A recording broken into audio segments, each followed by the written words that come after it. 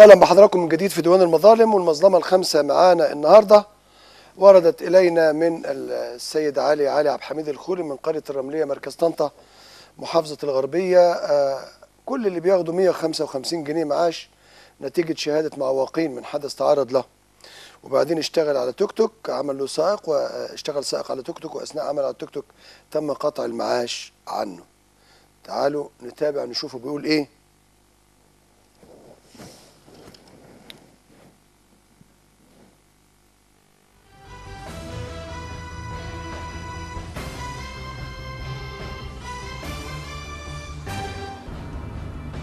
علي عبد الحميد الخولي من قرية الرملية مركز طنطا الغربية.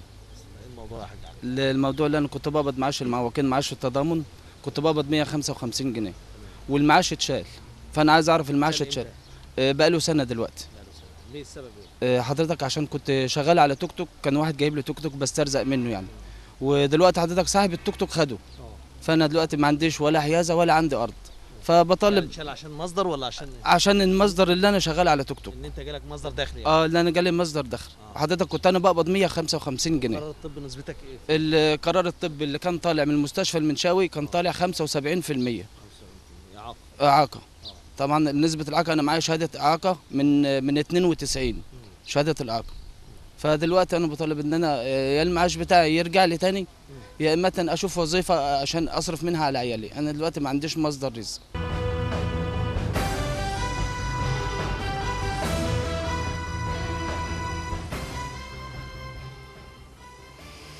يعني 155 جنيه يعني هو مش هيعيشوه، فلازم يشوف شغلانه تاني، وهو معاه شهاده معاقين ونسبه 75%.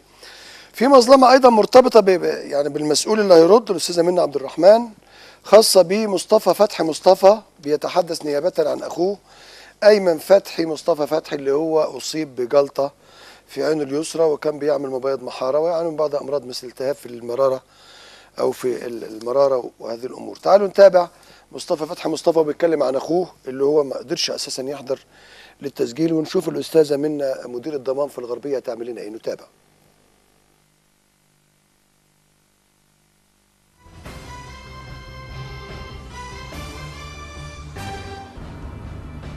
مصطفى فتحي مصطفى محمد صالح ليه ناس من محل كبير ان شاء الله. الموضوع باختصار خاص باخويا الاستاذ ايمن. حضرتك من حوالي 4 سنين جات له جلطه بعينه اليسرى معايا حضرتك، وطبعا ملوش اي مصدر رزق. كان بيشتغل بياض محاره، كان بيعمل بياض محاره، وفجاه كده حضرتك الضغط ارتفع فجاه، فعمل له جلطه بعينه اليسرى، فما عادش بيشوف بقى نهائيا. وده بتقرير يعني اليسرى؟ ان شاء الله. وده بتقرير الاستاذ الدكتور حموده غرابه صاحب مستشفى المغرب بطنطا. مع نسبه عجز قد ايه يعني؟ نسبه عجز حضرتك مع تقرير الطب الاول؟ مع كل اللي فيه مع حضرتك. نسبه عجز قد ايه؟ نسبه العجز طلعت حوالي 60% مع سيادتك. وطبعا ده ناهيك كمان ان في امراض بطنه، وده بتشخيص مستشفى المحله العام. بياخد معاش ولا ما بياخدش معاش حضرتك خالص. بقى له 4 سنين على الوضع دوت سيادتك. 4 سنين؟ 4 سنين والله سيادتك. ما اعرفش ليه ما كتبش الشؤون الاجتماعيه. وقدمنا له في الشؤون الاجتماعيه معايا حضرتك، والمحافظ قرروا انه ياخد معاش سيادتك، اداله معاش شهرين وقطعوه بحجه ان والده موجود وبياخد معاش، فوالده يصرف عليه. والده موجود؟ والده موجود. طب هو عنده كام سنه؟ هو حضرتك عنده 41 سنه، مش متجوز. مش متجوز؟ معايا سيادتك. فيعني سيادتك الموضوع صعب جدا يعني، فعايزين اي مصدر رزق حضرتك له، اي معاش من اي جهه. حجتهم سيادتك، حجتهم انه والده موجود وبيصرف عليه. طب والده اصلا والدي عنده ضغط وسكر، ووالدتي عندها بتر في صباحها حضرتك. معاش والدك قد ايه؟ هو والدي بياخد 1800 جنيه معايا سيادتك. طب هو اصلا والدك معاها اولاد؟ ايوه، ما هو انا وليا اخ كمان حضرتك اصلا مش متجوزين حضرتك.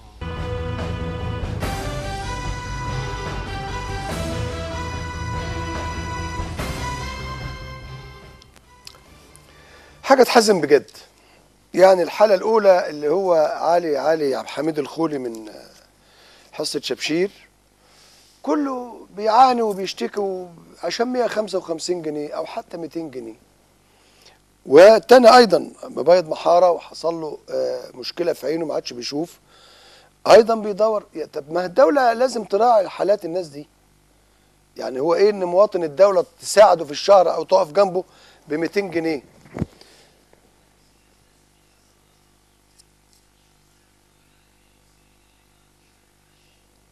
اوكي. الزملاء بيبلغوني بانه في عقبة معينة في التليفون بالنسبة للاتصالات، عشان كده لم نتمكن من التواصل مع الأستاذة فاطمة خضر وكيل وزارة التربية والتعليم، وأيضا كان المفترض يكون معنا الأستاذة منى عبد الرحمن عشان تحل مشكلتين الأخيرتين، لكن التليفون فيه مشكلة معينة. عموما سيكون هناك متابعة إن شاء الله للمسؤولين بالنسبة لتلك الحالات في الحلقة القادمة إن شاء الله.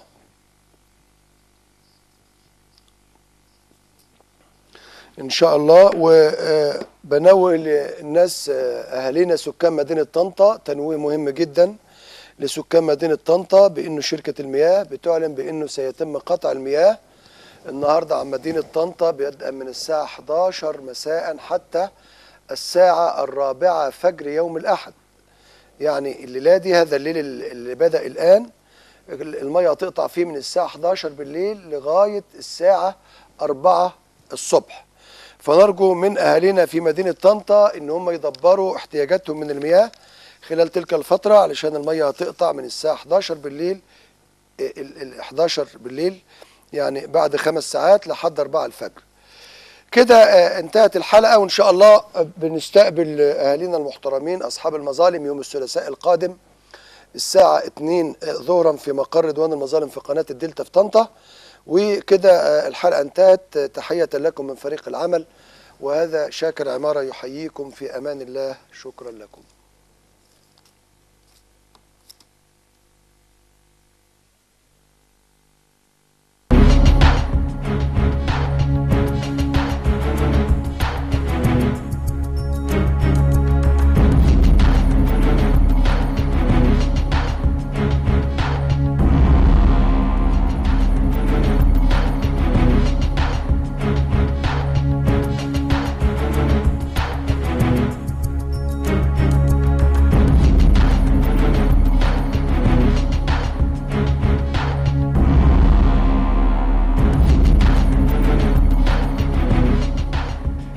مصروف التلميذ اللي انا بدرس له ازاي في الشهر يبقى اكتر من مرتبي؟ احنا متعينين في مدارس بعيد وبناخد ال 100 جنيه نصرفها على ايه عايزين مننا ايه دلوقتي؟